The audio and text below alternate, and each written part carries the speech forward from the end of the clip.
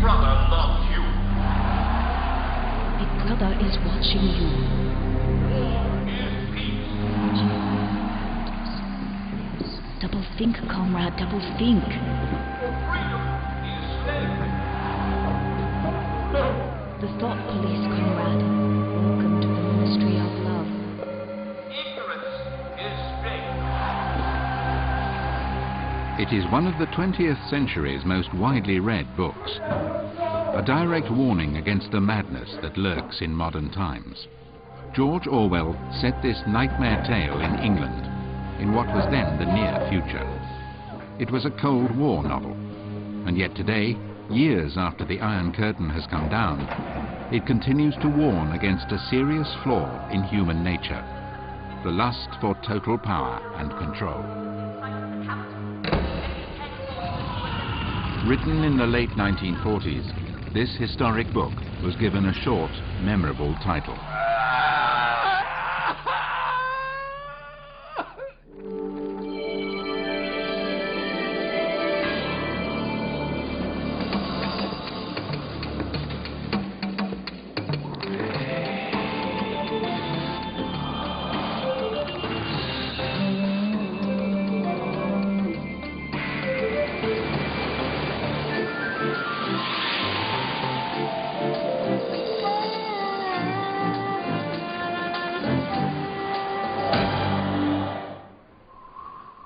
It was a cold day in April, and the clocks were striking 13.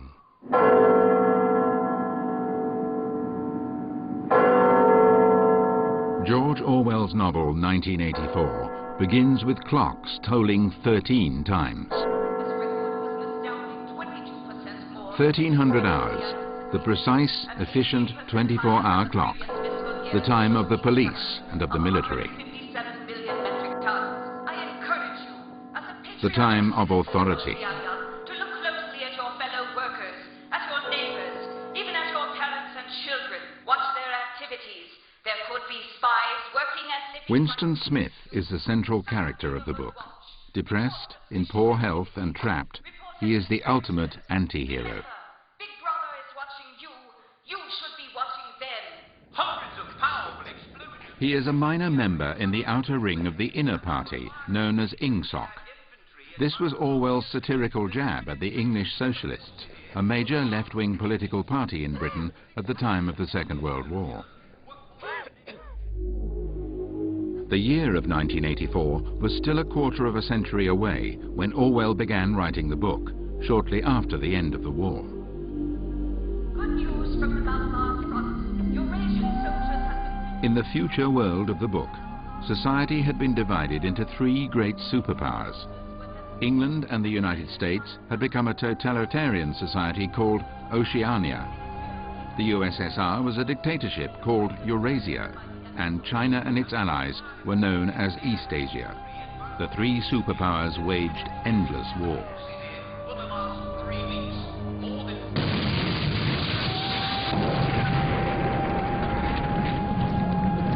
The iron output has risen 3% this past fiscal year in spite of the shortfall of iron ore. In Orwell's nightmare vision, television was a tool of the party. Developed as two-way devices, telescreens blared propaganda, while built-in cameras spied on people around the clock. They wanted to catch them with bad thoughts, a criminal activity called thought crime.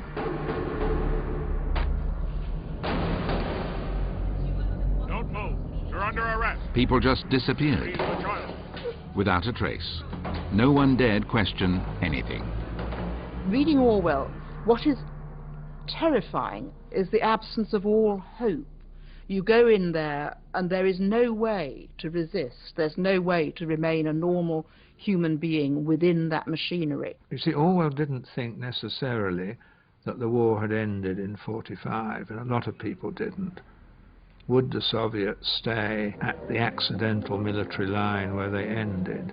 I think people who now go back and say, well, Orwell was a Cold War warrior, you know, and his hatred of communism was out of proportion, I think they just lack any historical perspective. Enemy of the people, Comrade Rosenblum, was executed for participating in a plot to assassinate Big Brother and several cabinet members. Comrade Rosenblum's public hanging was scheduled for Saturday on the Ministry's Asbury Square scaffold. An offer of Winston Smith toils in the bowels of an Ingsoc Party ministry, the Ministry of Truth. Times 14,284. Really plenty mail-coated chocolate. His daily orders are to rewrite history, literally. Rewrite for wise. Of sub-anti-Friday. The previous version of the truth is packed away and thrown down the memory hole. It is party policy rigidly enforced to maintain absolute control.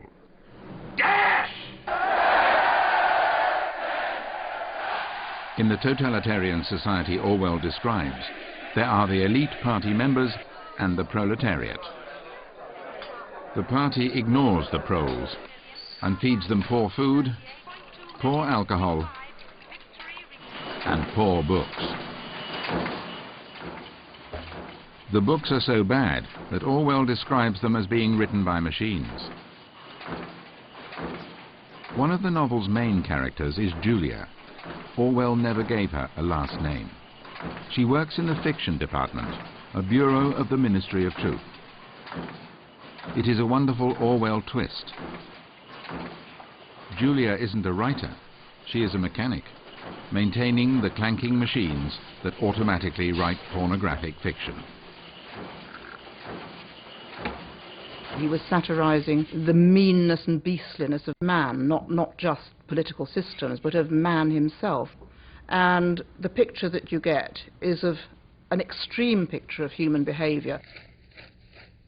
In 1984, those who control the past, ran the party slogan, control the future. And those who control the present, control the past. For the citizens of Oceania, Ingsoc controlled everything.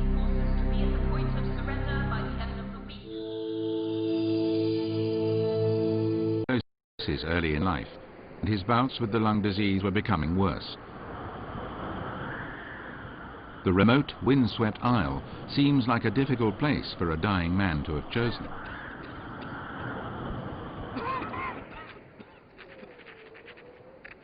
As a result of his poor health, Orwell, usually a quick and prolific writer, spent almost 3 years writing 1984. He was a very puritanical man. He didn't enjoy creature comforts. He didn't want to sit comfortably by a roaring fire having a lovely time. Also, he was so far from hospital when he was in such poor health. I think he may have thought there was going to be a nuclear war.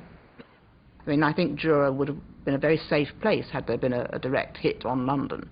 Jura's a much harsher landscape, and most of it is mountainous. It's what the Scots call a crofting country, very, very small farms indeed.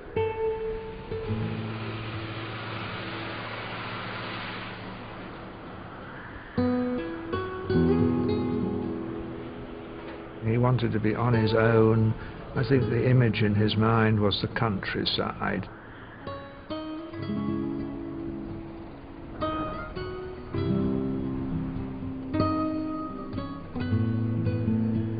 It was a place where he could be immune from the interruptions of London and could be left to himself to write.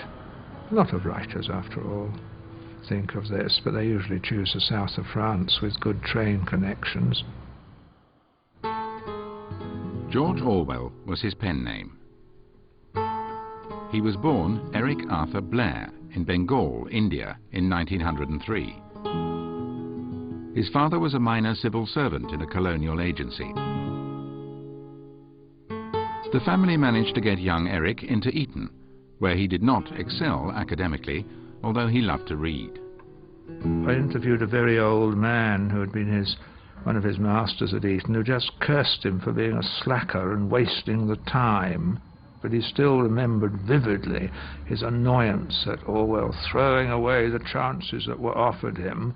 But when I began to put leading questions to him, that after all he did do a hell of a lot of reading, he said, yes, oh, he did a lot of reading, but it wasn't on the syllabus. In the 1920s and 30s, Orwell developed his writing as a journalist and political essayist. One of his first books was about the devastated lives of the poor in Paris and in London. He had decided not to publish under his real name, Eric Blair. Instead, he chose to call himself George Orwell. But of course, if you fail with the first book as a young man or young woman, then you can start off with another name or go back to your real name. As an economic depression spread across the globe in the 1930s and old hatreds flared into wars, Orwell had much to observe and write about. It was a terrible time in world history.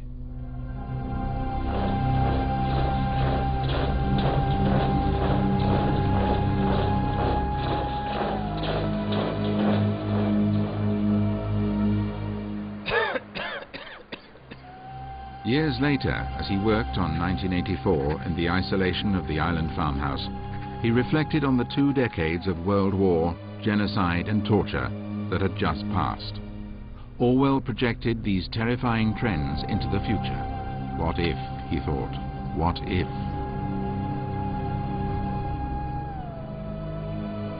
What if a tyrant were to take the idea of a minute of silence, common on National Memorial Days, and turn it on its head?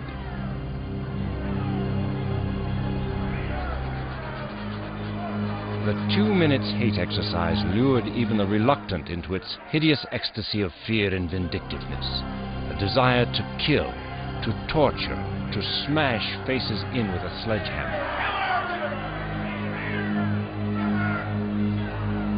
But you see, this is a naughty piece of Orwell's black humour, it's sardonic humour. Instead of the 2 minutes remembrance for the dead, you have the 2 minutes willing the other side to be dead.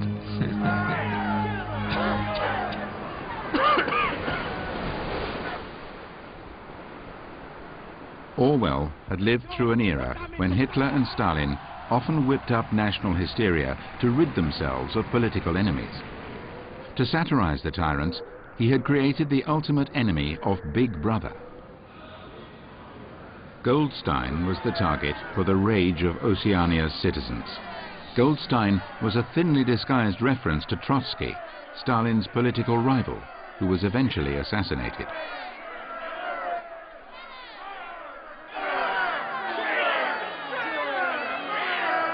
Each 2-minute hate would always end with Big Brother reappearing on the screen, to the relief of everyone in Oceania.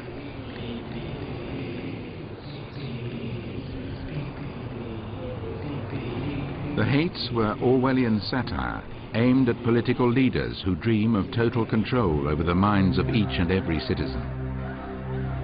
In the last half a century, mass demonstrations and organized hates have been a regular feature of television news. But television itself has also become an instrument for manipulating hatred.